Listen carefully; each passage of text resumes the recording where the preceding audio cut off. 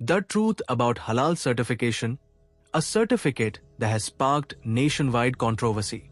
Just imagine, you're standing in a supermarket.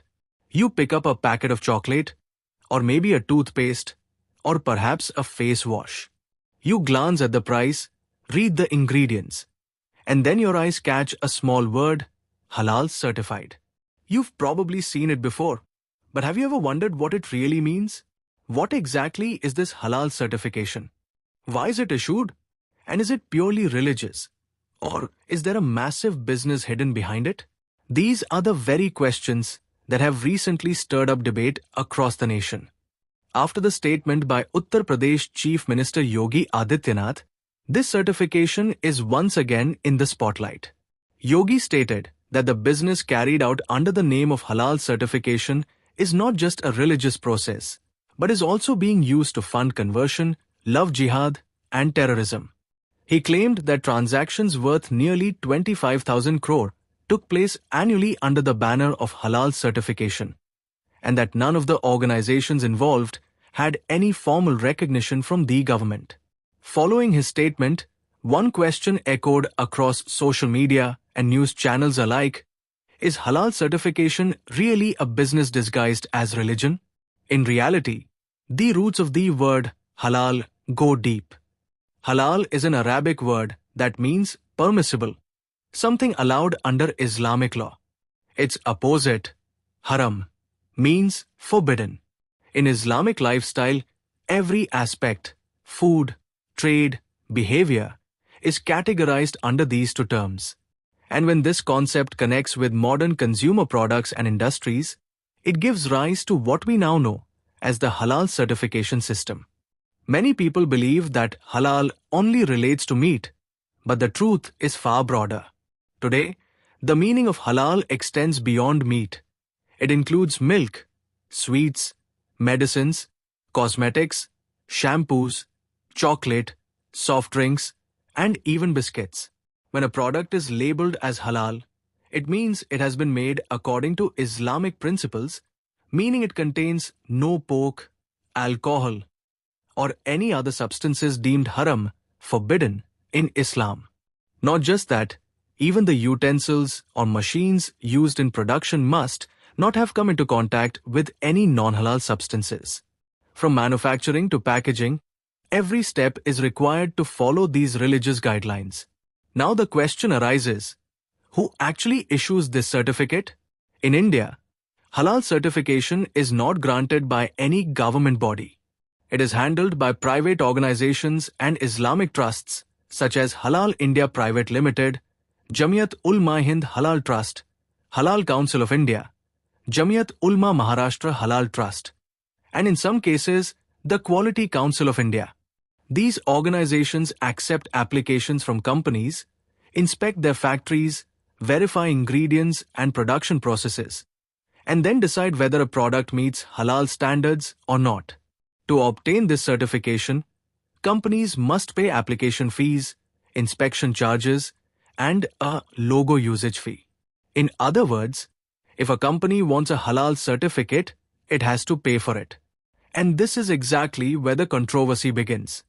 According to the government, the entire halal certification business had been operating without any government oversight, and thousands of crores of rupees were flowing unchecked into certain organizations. The most sensitive issue, and the one dividing both politics and society, is where this money goes. The Uttar Pradesh government claims that this money was being used by some organizations for religious conversions or unlawful activities. Meanwhile, halal certifying bodies argue that their entire process is transparent and voluntary, meant only to assure Muslim consumers that the product complies with Islamic dietary and ethical rules. Once a company obtains a halal certificate, its product packaging bears a mark, halal certified. This mark is usually printed in small letters on the back or bottom of the product, letting customers know it meets Islamic standards. Sometimes it's so small that the average buyer may not even notice it.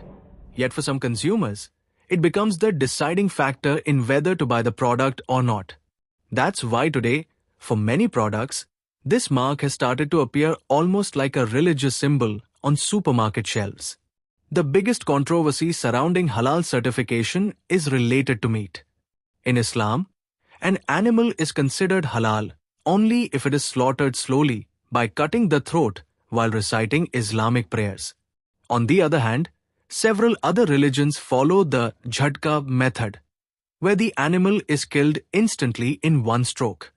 Supporters of the Jhatka method argue that it is more human, while the Muslim community believes the halal method is cleaner, more ethical, and religiously pure. But this debate has now gone far beyond religion. It has taken on a strong economic dimension. Major restaurants, hotels, and airlines now prefer halal-certified meat products so that they can expand their reach into international Muslim markets. The impact of this decision has been significant. Butchers, suppliers, and small traders who follow the Jhatka method have gradually been pushed out of the market. In other words, halal has not only influenced food habits but also employment and the economy. There are nearly 1.9 billion Muslim consumers worldwide, and the global halal industry is valued at over $2.3 trillion. It includes not only food but also pharmaceuticals, cosmetics, travel, banking, and even insurance. For a country like India, which exports extensively to Arab nations, halal certification has become almost mandatory. Companies exporting to Gulf countries are required to display the halal mark, effectively turning this religious certificate into a trade passport. Because of this, major Indian companies like Britannia, Nestle, Hindustan Unilever, Dabur, and Amul obtain halal certification for some of their products. They argue that it's done purely for export compliance, so their products can be sold in Muslim-majority countries. However, when the same products are sold in India, they often spark confusion and opposition among local consumers.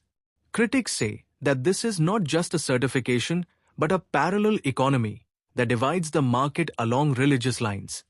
Meanwhile, halal organizations insist that their goal is not exclusion, but to meet the religious requirements of a particular community. This raises a deeper question. Should any religious body have the authority to decide which products are permissible and which are not? India is a secular nation, so why should a private trust have the power to classify products based on religion? And that is exactly the legal and ethical debate unfolding today, both in courts and in the public domain. The Yogi Adityanath government has given a new twist to this ongoing debate by banning halal certification in Uttar Pradesh. The government argues that any kind of certification should be issued only through official government agencies. For food products, India already has a statutory authority, the FSSAI, Food Safety and Standards Authority of India, which ensures quality and safety standards. Therefore, the state says there's no need for a parallel religious certification system. On the other hand, opposition parties and industry groups contend that halal certification is essential for exports and has nothing to do with religion. But the reality is that halal is no longer limited to meat or food items. Today, halal certification can be found on medicines, beauty products, and even clothing. Many global brands like L'Oreal, Revlon, and Unilever sell products under the label of halal beauty. The demand for such products in Muslim-majority countries is so high that the halal cosmetics industry is now valued at over $80 billion. This shows that the concept of halal has evolved from being religious to becoming a form of economic power. The idea has also expanded into halal tourism and halal banking. In halal banking, interest, riba, is not charged, while halal tourism ensures alcohol-free environments and food prepared according to Islamic dietary laws. Together, these sectors have built a complete economic ecosystem where halal itself has become a global brand. In India, however, the debate is no longer just religious, it's strategic. In a country as diverse as India, is it appropriate to classify products according to the standards of one religion? Does this not affect consumer freedom? And should the government intervene or let the market and consumers decide on their own? Perhaps this is why the issue of halal certification has now grown beyond questions of religious identity. It has become a matter of national policy. Petitions are being filed in courts. Some view the certification as protected under Article 25 of the Indian Constitution, which guarantees freedom of religion, while others see it as a threat to economic transparency. Many consumers see it as a symbol of religious trust, while others consider it a tool that creates discrimination in the marketplace.